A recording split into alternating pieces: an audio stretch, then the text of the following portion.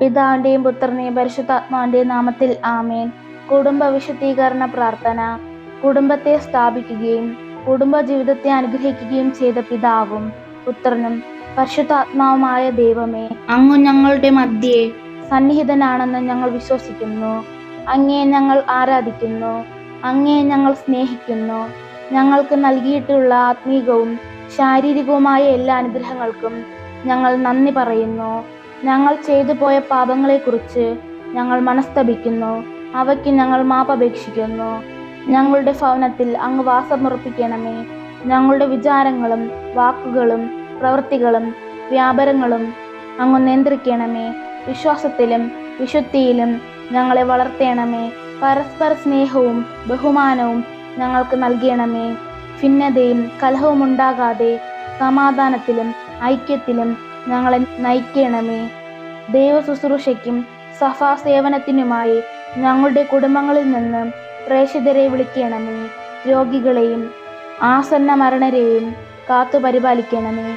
പാപ സാഹചര്യങ്ങളിലും അപകടങ്ങളിലും നിന്ന് ഞങ്ങളെ ഓരോരുത്തരെയും കാത്തു രക്ഷിക്കണമേ. ഞങ്ങളുടെ കുടുംബങ്ങളിൽ നിന്ന് മരിച്ചുപോയിട്ടുള്ളവർക്ക് സ്വർഗഭാഗ്യം നൽകണമേ. ഞങ്ങളുടെ അയൽക്കാരെയും ചാർച്ചക്കാരെയും സമർത്ഥമായി അനുഗ്രഹിക്കണമേ.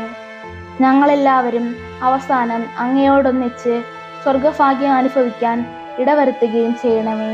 ഈശോ, മറിയം, യോസേപ്പെ, ലോകമെമ്പാടുമുള്ള കുടുംബങ്ങളെ ആശീർവദിക്കണമേ. ആമേൻ. സ്വർഗസ്ഥനായ ഞങ്ങളുടെ പിതാവേ, അങ്ങയുടെ നാമം പൂജിതമാകണമേ. അങ്ങയുടെ രാജ്യം വരണമേ. അങ്ങയുടെ തിരുമനസ്സ് സ്വർഗത്തിലെ പോലെ ഭൂമിയിലും ആകണമേ. അന്ന് നേടുന്ന ആഹാരം ഇന്ന് ഞങ്ങൾക്ക് തരയണമേ. ഞങ്ങളോട് തെറ്റ് ചെയ്യുന്നവരോട് ഞങ്ങൾ ക്ഷമിക്കുന്നത് പോലെ ഞങ്ങളുടെ തെറ്റുകൾ ഞങ്ങളോടും ക്ഷമിക്കണമേ. ഞങ്ങളെ പ്രലോഭനത്തിൽ ഉൾപ്പെടുത്തരുതേ, തിന്മയിൽ നിന്ന് ഞങ്ങളെ രക്ഷിക്കണമേ. നന്മ നിറഞ്ഞ മറിയമേ, സ്വസ്തി, കർത്താവ് അങ്ങയുടെ കൂടെ സ്ത്രീകളിൽ അങ്ങ് അനുഗ്രഹിക്കപ്പെട്ടവളാകുന്നു.